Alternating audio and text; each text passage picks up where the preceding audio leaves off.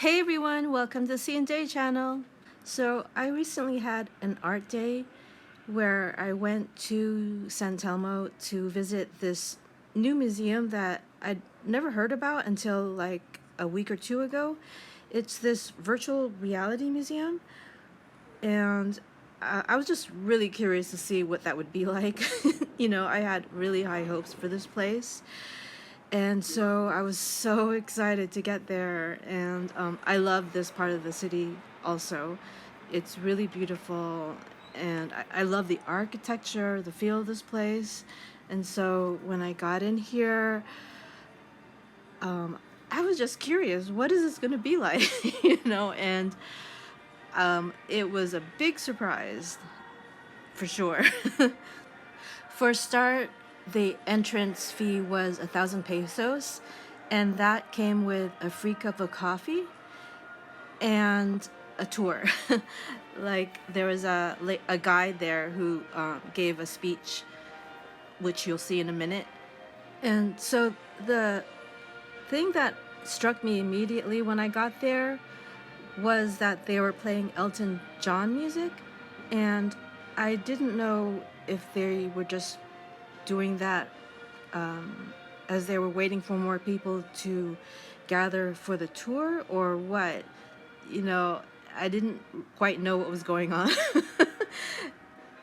And I found it distracted, of course, from the artwork, and I wasn't sure if they were going to play it the whole time or what.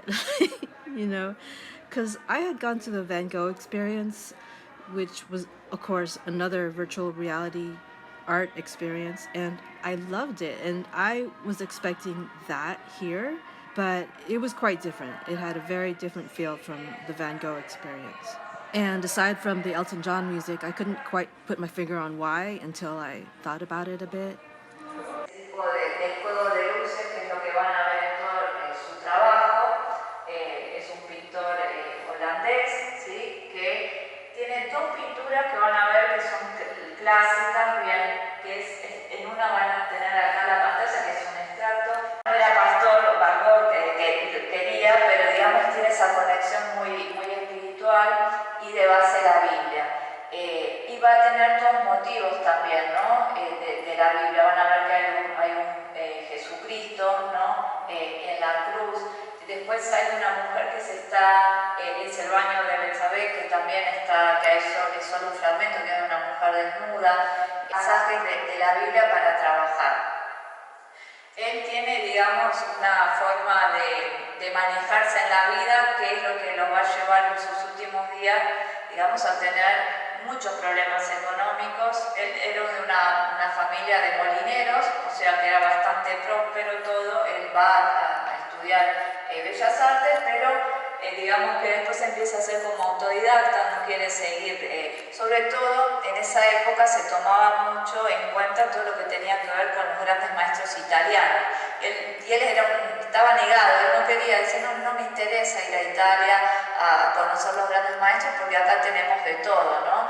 Entonces él por eso también es como un lobo solitario un poco de la historia del arte como pintor, porque si bien es característica de esa forma como Caravaggio, ¿no? Que era el gran maestro en ese momento, Rembrandt hace algo muy particular.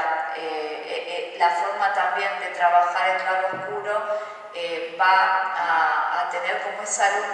Ustedes van a ver como que si fuera algo que envuelve a la figura, ¿sí? Lo mismo cuando hace esos grandes formatos donde hay mucha gente, ¿no? Cómo él va a formar, ¿sí? La cantidad de gente, y van a ver que cada uno tiene su característica, pero al mismo tiempo forman parte de lo mismo y el espectador puede ver, parece que cada personaje te estuviera mirando a vos y entre ellos. La verdad que el juego que hace es único, así que Rembrandt también tiene mucho reconocimiento en vida, que no siempre es habitual, tiene muchos, digamos, encargos para trabajar, pero no era para nada, digamos, financieramente no se manejaba bien. Él se casa con la sobrina de su primer marchand y le dan una buena dote, compran una casa,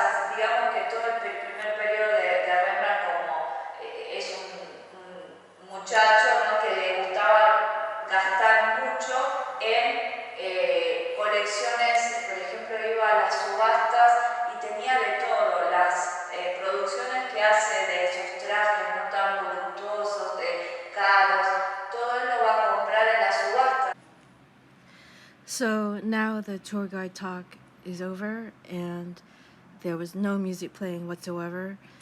And so I was thinking the Elton John music was like for a waiting period while the guide was waiting for enough guests to gather for her to give her talk. So I was really relieved, and I was hoping that this was it, that I could enjoy the artwork in silence and take it all in and just stand there enjoying the artwork, like I would normally in any museum, but it was I found it a little strange also how the images kept changing.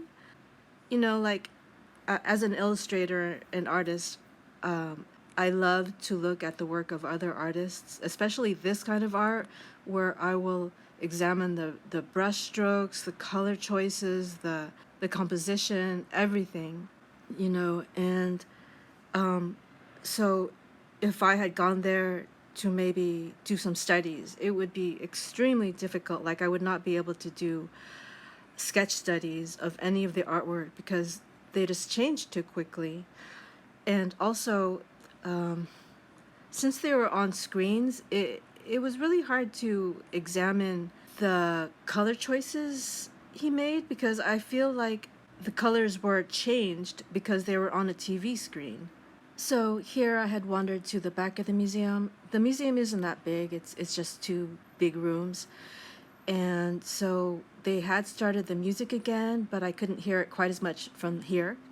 So I did try to give some live commentary, but being in that setting, it was a bit awkward, so I didn't do too much of it.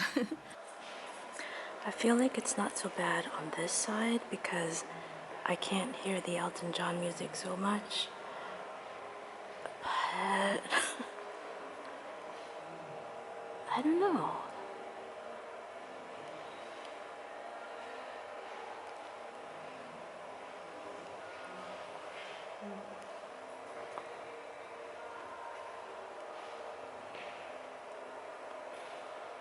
These sculptures just look like something that you'd find in a clothing store.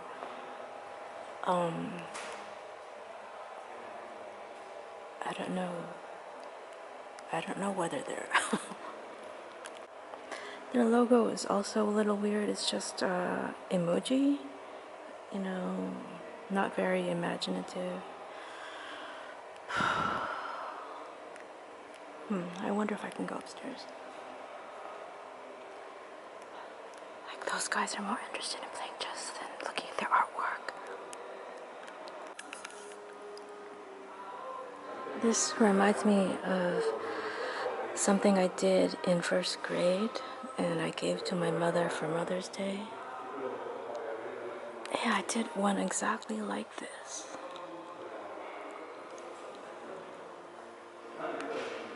What's this? So here I'm starting to get really fed up with the music.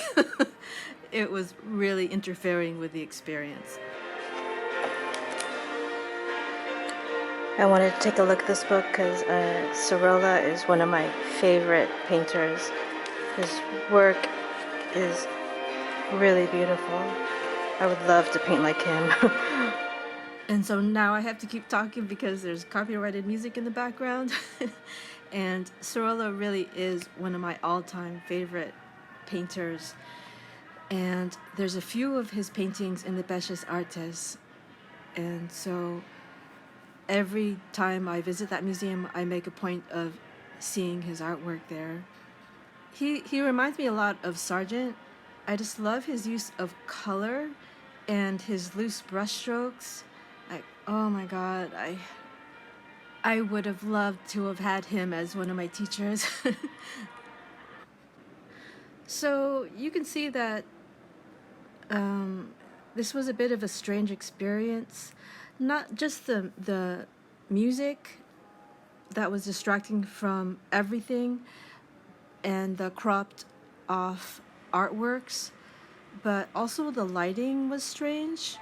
This cold blue lighting, whereas in a normal museum, you'd have the artworks well lit. But of course, these being TV screens, you couldn't really light them. So, I don't know. I don't know if I like these virtual museums, but I do think they are a great learning tool. Like, I know a lot of school groups go to this museum, and for that, I think this museum is excellent. Plus, they do give you one free coffee, which I did enjoy. And I enjoyed looking through the books on the tables. So, one last look in the museum and trying to enjoy the artwork, despite the music, despite the lighting, and despite knowing that the artwork is cropped off. Just looking at the artwork. That's all I wanted to do there. And yeah, I did enjoy it. Not as much as I wanted to enjoy it, not as much as I had hoped I would, but I'm glad it's there. I'm glad this museum exists. And thank you so much for watching this video, and hope to see you next time. Ciao!